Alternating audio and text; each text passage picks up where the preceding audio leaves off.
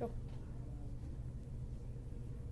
Imagine for a minute, you're sitting down at a table and you're in a bank and you're applying for your first home loan. Some of you have probably done that. I'm sure a lot of you have. I have. I was nervous. I was worried that I was doing the wrong thing. Now imagine that something goes wrong and you sit there and they tell you, we've ran your credit. We can't help you. You shouldn't have any credit problems.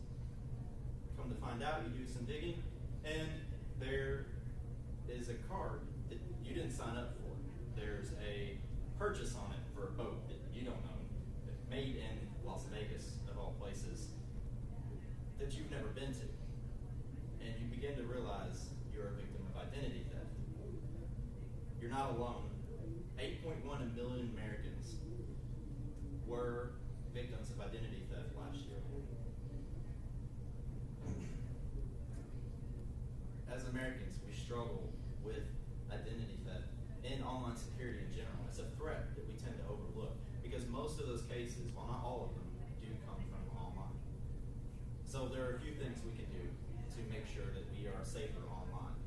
The first is know what kind of threats are going to be coming at you. Second is know or have a good antivirus. And third is simply create better passwords. Where do you start?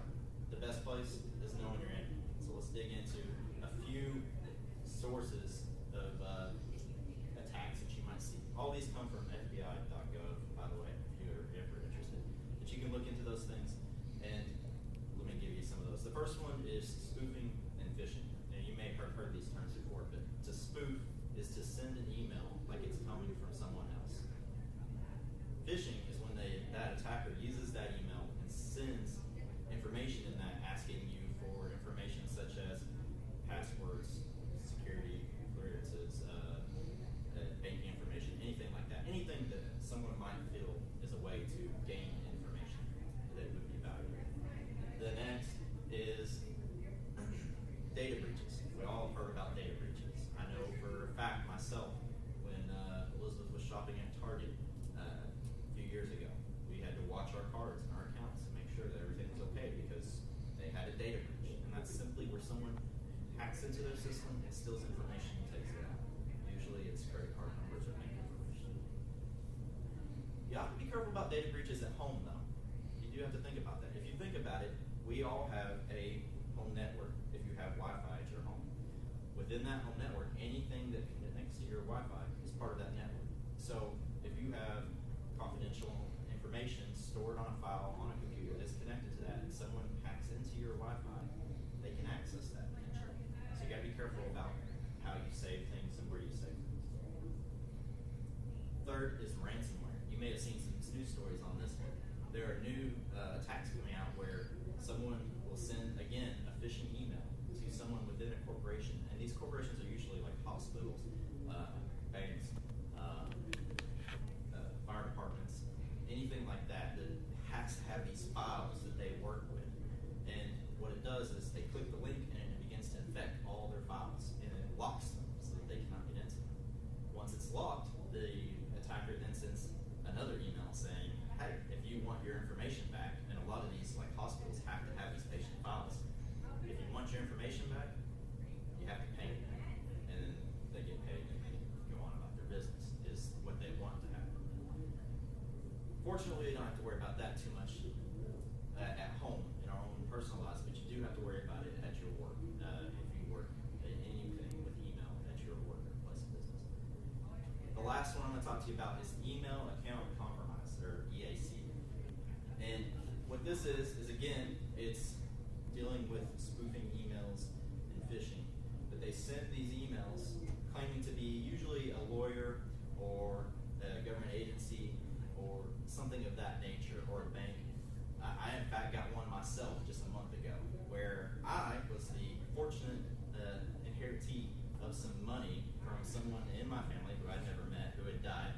And this guy was claiming to be a lawyer from U.S. Bank, saying, hey, we just need a few $1,000s to get all the paperwork rolling and get you everything you need. And I said, yeah, delete, bye-bye. No, thank you. Because you have to be wise about those things to know that, first of all, I don't have any family member that's died. And second of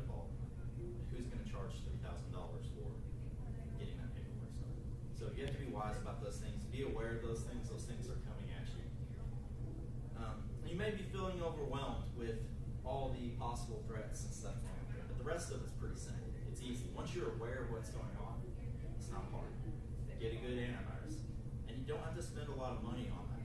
You can get free antivirus that, while it doesn't offer all the bells and whistles of the others, it still protects you. If you're aware of what's coming at you, think of the antivirus as a safety net. It's there to catch what you might miss, and you probably will miss something, but it's there to help you keep you safe. Beyond that, the last one is create better passwords. Better passwords are essential. If you use the number one rule that everyone does, there are a lot of people do, is they use the same password for every site that you go to. If you do that, you are going to be hacked at one, but then they have your information for all your others.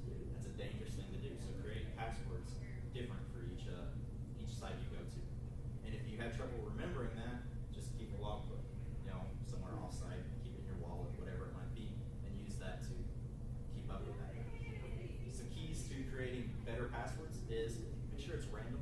I know that's difficult sometimes, but don't use social media. Don't use personal things that someone can find on social media.